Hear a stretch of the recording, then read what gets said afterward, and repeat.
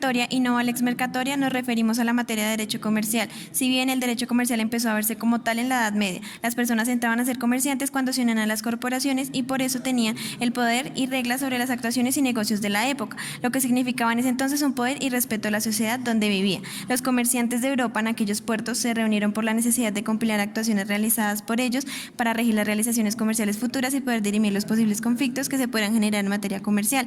Estos eran llamados societas mercatorum, grupo de comerciantes que se encargaba de un ramo específico en la cual para poder pertenecer era necesario inscribirse en la misma y acreditar la calidad de comerciante. Sus temas principales regulaban el intercambio de mercancías, transporte marítimo, seguros y negocios. Gracias a esto se tenía un conocimiento de cómo se debía realizar correctamente la actividad comercial en ese entonces. La lex mercatoria surge de las prácticas de los comerciantes medievales, quienes querían tener un cuerpo que dirigiera las relaciones surgidas entre estos, otorgando la seguridad a las relaciones comerciales que se llevaban a cabo en su respectivo momento. Se denomina lex mercatoria al conjunto de normas, principios, usos, prácticas y costumbres que forman las regulaciones de los propios operadores económicos que se han ido proporcionando a lo largo de los años. Se trata de un conjunto normativo específico y peculiar del comercio internacional. Las características que aparecieron radican en su autonomía respecto de los estados que había, ya que las compilaciones de usos y tenían un origen meramente consuetudinario apartado de los órganos estatales. A su vez, otra característica, la coercibilidad, puesto que al aceptar estas compilaciones como la guía para sus actuaciones, los comerciantes se sometían a dirimir sus controversias de acuerdo con las reglas que ellos mismos han establecido. Siglos los mercaderes tomaron una preponderancia en la sociedad constituyéndose una clase dominante, la cual logró permear la política y demás esferas de la sociedad en su momento. Su relevancia fue tal que las compilaciones de las sociedades de mercaderes fueron la base para los primeros intentos de la doctrina comercial, apareciendo ordenanzas que en otras palabras fueron expresión de las compilaciones en las societas mercatorium por parte del gobierno de un estado, que manejaban temas relacionados con el comercio marítimo y terrestre. Aquí hay que tener en cuenta su origen constitucionario, puesto que no se realizó ningún trámite en un cuerpo colegiado que diera origen a las mismas, lo cual puede entenderse que fue un claro ejemplo en el cual un sector especializado de la comunidad se encargó de facilitarle al Estado la tarea de regular un fenómeno que ya era importante para el desarrollo de la sociedad en su momento. De cierto modo, estos reglamentos que regían las relaciones comerciales de manera general logró desaparecer por la idea de que existiera en cada nación una codificación que iba tomando fuerza. Así, la lex mercatoria se suprimió poco a poco y desapareció con la expedición del Código de Comercio francés en 1807. Se da un golpe al derecho constitucional y se abrió la puerta para que los códigos que posteriormente se expedían tuvieran un carácter nacional y no fuera visto para el desarrollo económico internacional.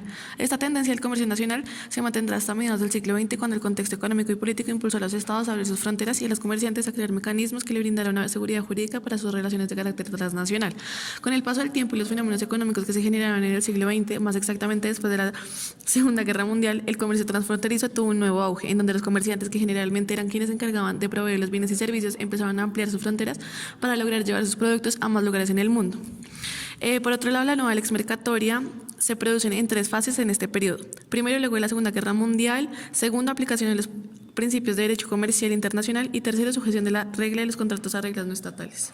El término de la lex mercatoria se entiende como un derecho de los comerciantes para los comerciantes. Estos conocen las necesidades para lograr establecer relaciones más eficientes y eficaces que obedezcan al contexto neoliberal que está viviendo. La globalización le da una relevancia ocupándose un lugar preponderante como fuente e instrumento del derecho comercial internacional, puesto que su finalidad es la de lograr hacer más eficaces las relaciones comerciales internacionales entre los comerciantes, sin importar que sean las relaciones entre países en vía de desarrollo o con países desarrollados. Con la presencia de un libre mercado y una mínima intervención del Estado en la economía, o donde este es un participante más en competencia, ha contribuido para que esta figura se reafirme en el mundo de los negocios actuales como el verdadero derecho de los negocios internacionales.